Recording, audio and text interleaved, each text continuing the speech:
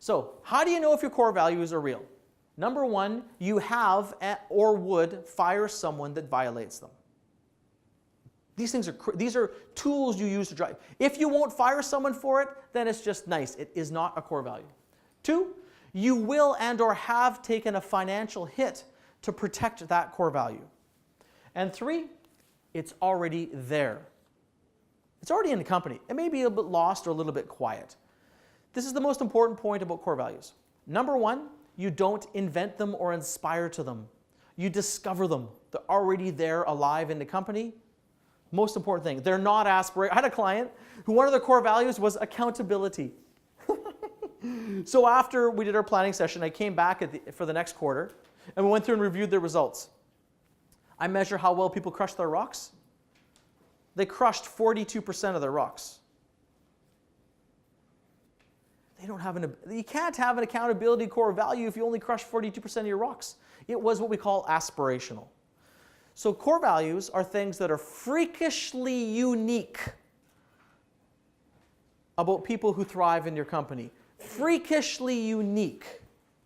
Freakishly unique. Intense. If you don't have them, you can't stay. So one of my core values is do what you say and then some. Do what you say and then some.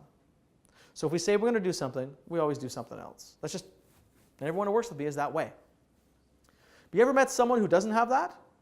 Are they a bad person? No, but they drive me nuts. I can't stand it. They can't be near me. I will crush them. So it's getting so clear. One of my clients has one called improvement fanatic. If you're not obsessed with always getting better, you can't work there. You will hate it there, and the culture will squish you out, push you out.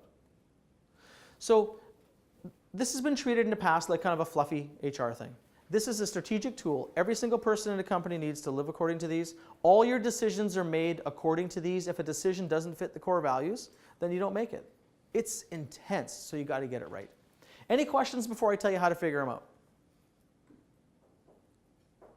Cool. Who has core values already that are crystal clear, rock solid? Good for you. So those that do, I would like you to test your core values here today and just double check them.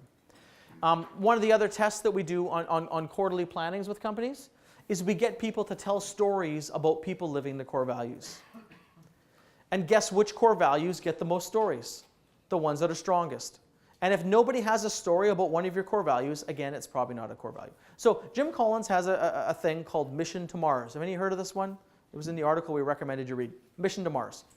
And here's how you figure out your core values. Is you pick 5 of your best people in your company, and you imagine you're setting up a new facility on Mars. And you're going to send them, and they're going to be the breeding stock, we'll call it, to create the rest of your employees. And from then, your entire company will be built and developed. And you can't manage them because they're on Mars. So you have to implicitly trust these people to go and do the right thing. Make sense? So then we want to look at is those 5 people you pick, and don't pick people at the table because that's usually kind of weird and awkward, but pick other people in the company and look at what's the essence of them. Now, if you don't have that many people in your company, you can pick a supplier or someone else that people in the table know. And we want to look at the essence of what they have. And from that essence, it should drill down into and give you a sense of your core values.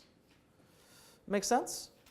So I'm going to give you a few minutes to do it now. If you've already done it, if you already have them, test them. And the test would be, who have we fired recently based on this? And what financial hits have we taken to protect each of those values?